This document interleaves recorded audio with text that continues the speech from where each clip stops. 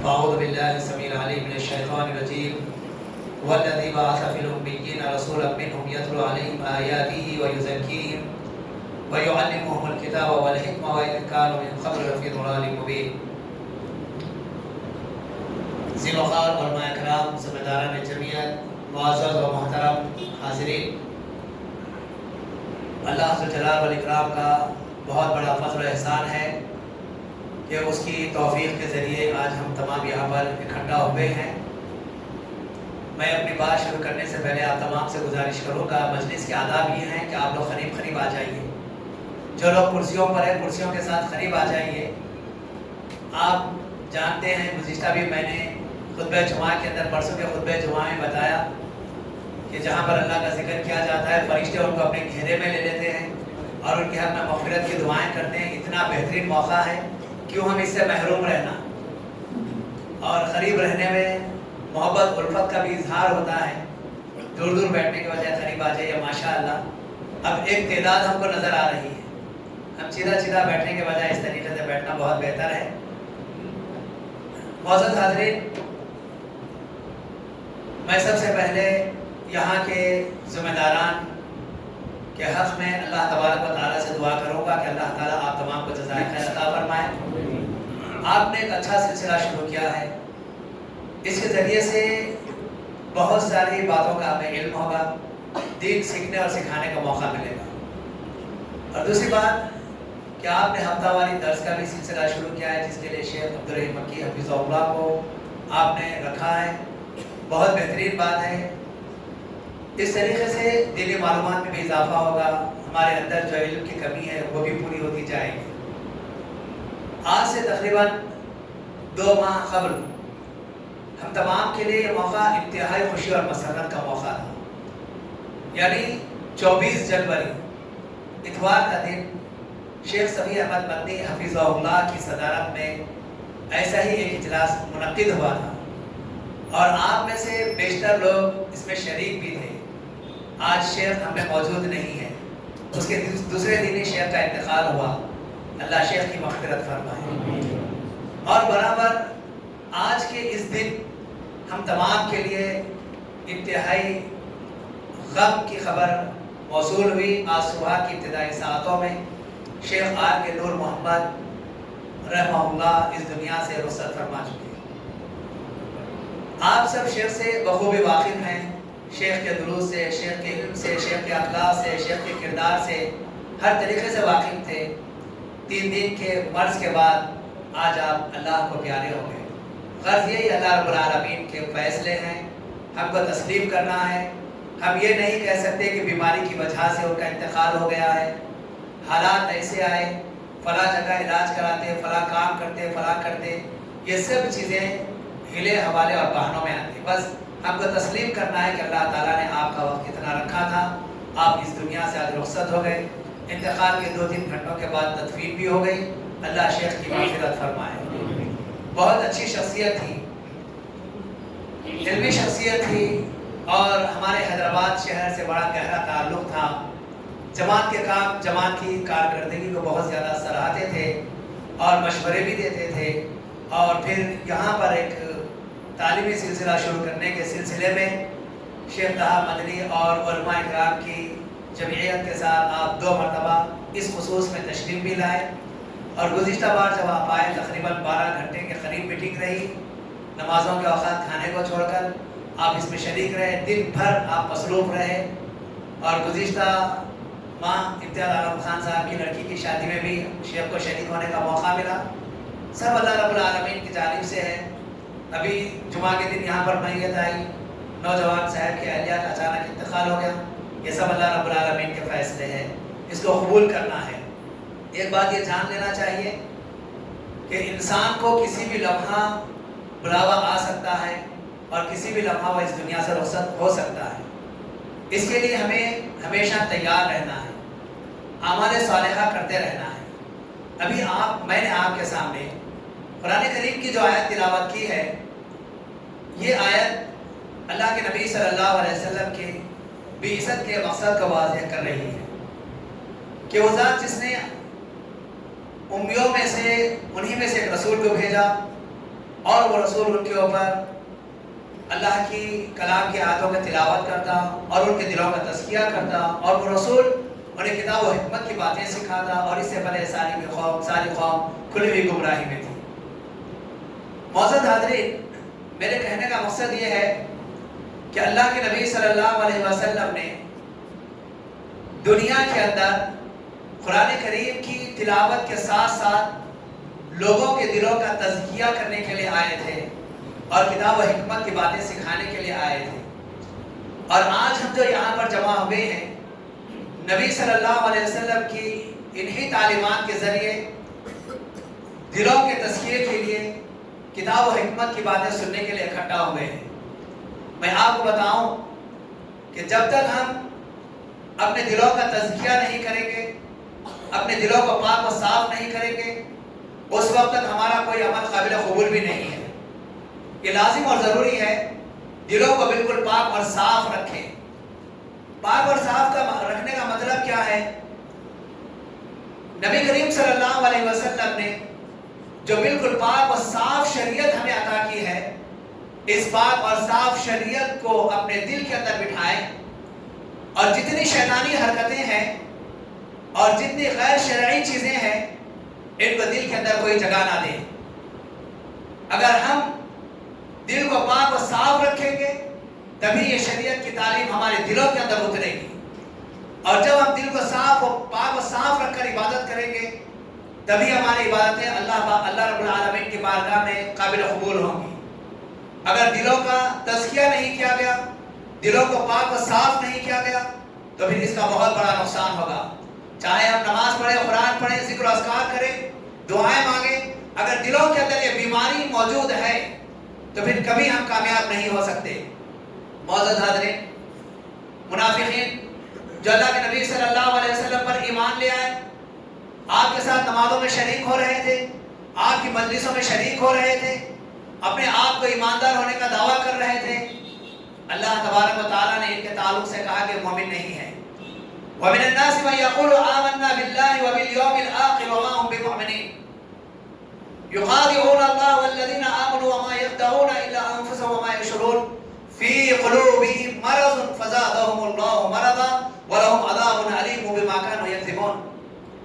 اور لوگوں میں سے کچھ لوگ ایسے ہیں جو کہتے ہیں کہ ہم ایمان لائے، لیکن حقیقت میں یہ ایماندار نہیں ہے، اور یہ اللہ تعالیٰ کو اور ایمانداروں کو دھوکہ دینا چاہتے ہیں۔ حقیقت میں یہ اپنے نفسوں کو دھوکہ دے رہے ہیں، ان کو احساس نہیں ہے۔ فی قلوبہم مرض، ان کے دلوں میں بیماری ہے۔ فزادہم اللہ مرضا، اللہ نے ان کی بیماری کو اور زیادہ کیا۔ وَلَهُمْ عَذَابٌ عَلِيمٌ بِمَا كَانُوا يَكْذِبُونَ، اور ان کے اس جھوٹ کی بنیاد پر قیامت والے دن دردناک عذاب ہے۔ کہ ایسے لوگ جو اللہ کے نبی صلی اللہ علیہ وسلم کی مجلسوں میں شریک رہا کرتے تھے، ان کے اندر کون سی ایسی چیز تھی جس کی بنیاد پر انہیں ایماندار قرار نہیں دیا گیا؟ ان کے دلوں کے اندر نفاق موجود تھا، ان کے اس نفاق نے ایمان کو اترنے نہیں دیا، ان کے اس نفاق نے عمل صالحہ کو قبول کرنے سے روک دیا۔ اگر ایسی ہی چیز ہمارے دلوں کے اندر موجود ہے تو پھر یاد رکھیے کہ ہم کبھی کامیاب و کامران نہیں ہو سکتے۔ دلوں کا تزکیہ ہونا یہ انتہائی ضروری ہے۔ معزز حاضرین، میں وقت زیادہ لیے بغیر ایک دو بات آپ کے سامنے رکھ دیتا ہوں۔ امام یعقوب حفظہ اللہ نے تزکیہ نفس کے تعلق سے ایک بات ذکر کرتے ہوئے فرمایا، دیکھیے اللہ کے نبی صلی اللہ علیہ وسلم کی حدیث ہے، اگر کسی گھر کے اندر تصویر موجود ہے، رحمت کے فرشتے وہاں داخل نہیں ہوتے۔ اگر کتا ہے تو اس گھر میں فرشتے، رحمت کے فرشتے داخل نہیں ہوتے۔ ایسے ہی انہوں نے ایک مثال دے کر کہا کہ اگر کسی کے دل میں کفر اور شرک، بدعات و خرافات، منافقت یا حسد یا بغض کا معدہ پایا جا رہا ہے، یا آپسی دشمنی کسی کے دلوں کے اندر موجود ہے، یقین جان لو یہ دل کے اندر بیٹھ کر بھونکنے والے کتے ہیں، جس کی وجہ سے ان کے سارے عمل صالح تباہ برباد ہو رہے ہیں، اور جن کے دلوں کے اندر یہ ساری خرابیاں موجود رہیں گی، کیا ان کے پاس رحمت کے فرشتے آئیں گے؟ ہرگز نہیں۔ اگر ہم کو اس دنیا کے اندر رہتے ہوئے اپنی آخرت کی تیاری کرنا ہے، سب سے پہلے اپنے دل کو پاک و صاف کرنا ہے۔ بہت دکھ کی بات ہے، بہت افسوس کی بات ہے، آج ہماری زندگی بڑی تیزی کے ساتھ گزر رہی ہے، لمحہ و لمحہ ہم خبر کے قریب جا رہے ہیں، ہمارے سوال و جواب کا وقت قریب آ رہا ہے، خبر ہماری منتظر ہے، دنیاوی زندگی ختم ہو رہی ہے، لیکن ہمارے دلوں کے اندر ذرا برابر احساس نہیں ہے، وہی ساری برائیوں کو رکھتے ہوئے ہم اعمال صالحہ کرنا چاہتے ہیں۔ آج کا یہ عظیم الشان اجتماع اور اتنے میں نے عناوین دیکھا ہے، اتنے بہترین عناوین، سوال و جواب بھی کیے گئے، الحمدللہ آپ نے اس کو غور سے سنا، اس کے جوابات بھی دیے۔ اس اجتماع کی کامیابی کے لیے لازم اور ضروری ہے کہ ہم اپنے دلوں کو پاک و صاف کر کے یہاں پر بیٹھیں، تبھی یہ سارے اجتماع کا فائدہ ہوگا۔ اگر ہم اپنے دل کے اندر خرابی رکھ کر بیٹھیں گے، اس عظیم اجتماع کا ہمارے دلوں پر کوئی اثر نہیں ہوگا۔ بس یوں سمجھیے، پانی ہے، چٹان کے اوپر پانی ڈال دیا جائے، بہہ کر چلے جائے گا۔ ہمارے دلوں پر اتنی بہترین باتیں سنائی جائیں، یہ ہمارے دلوں سے گزرتے ہوئے نکل جائیں گی، کوئی اثر اس کا نہیں ہوگا۔ ایک ایک آیت ہمارے اصلاح کے لیے کافی ہے، ہماری زندگیوں کے اندر تغیر لانے کے لیے ایک ایک آیت کافی ہے، لیکن اتنی ساری باتیں سننے کے باوجود بھی ہمارے اندر تبدیلی نہیں آتی۔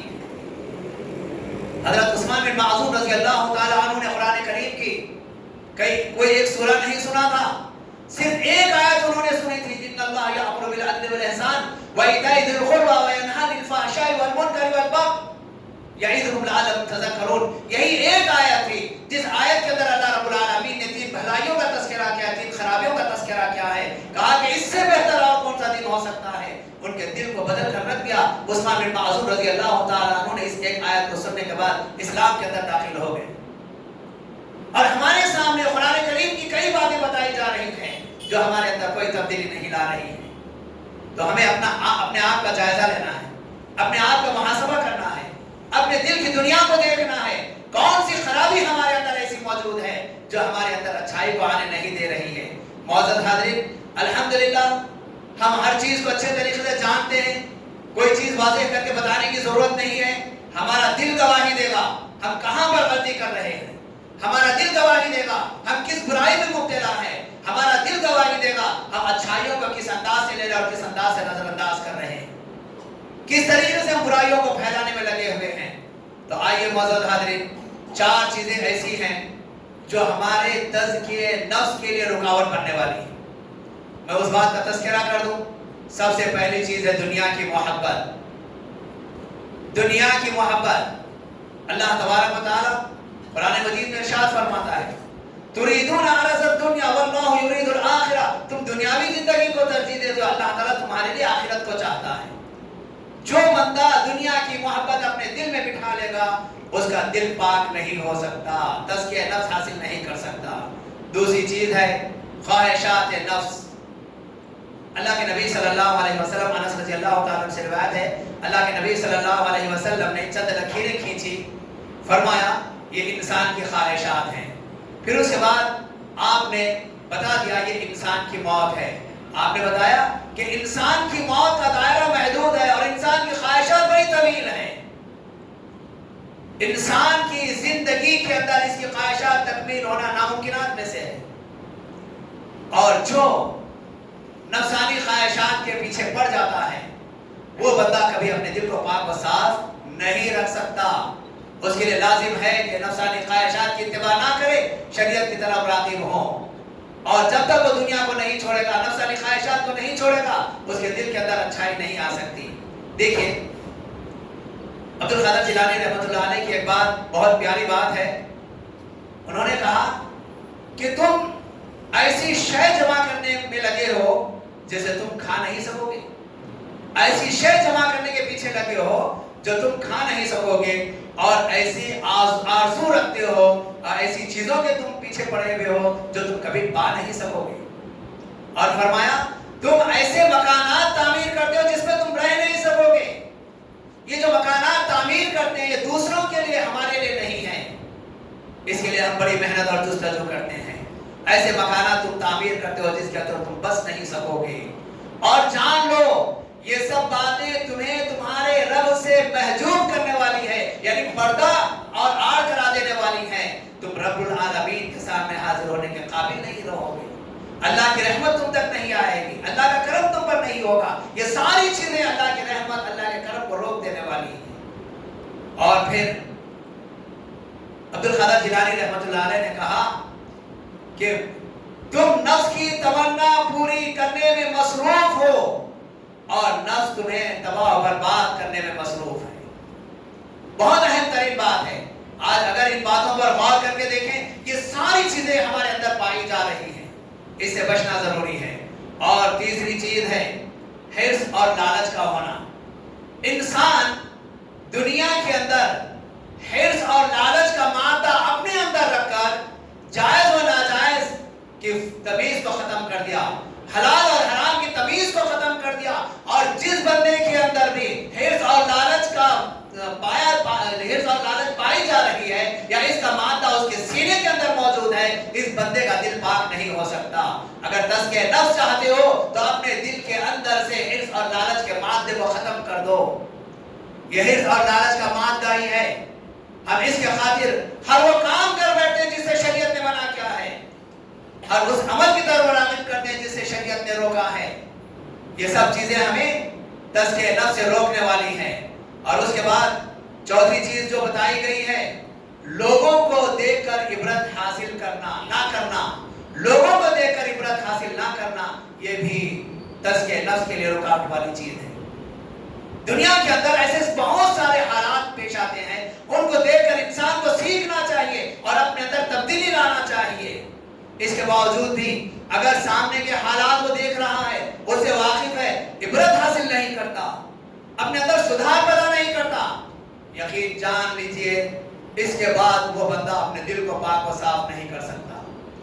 तो मौजूद हाज़रीन, अभी बताया गया कि ठीक 9 बजे नमाज जमात ठहर जाएगी, वक्त बिल्कुल खत्म हो रहा है। मैं बहुत सारी बातें आपके सामने बताना चाह रहा था, लेकिन ये वक्त नहीं है, इसीलिए मैं अपनी बात को यहीं पर खत्म करता हूँ। मेरे बात का खुलासा यही है, अल्लाह के लिए अपने दिलों को पाक व साफ रखिए, हर किस्म की गंदगी से, नजासत से दूर रखिए। हमारे दिलों का तज़किया होगा तो हमारे आमाल भी अल्लाह की बारगाह में कबूल होंगे। दिलों की गंदगी के साथ कोई चीज़ कबूल होने वाली नहीं है। अल्लाह ज़ुल जलाल वल इकराम से दुआ गो हूँ कि अल्लाह ताला मुझे और आप तमाम को हर अच्छी और सच्ची और हक वाली बात को कबूल करने, तस्लीम करने और उस पर अमल करने की तौफीक अता फरमाए।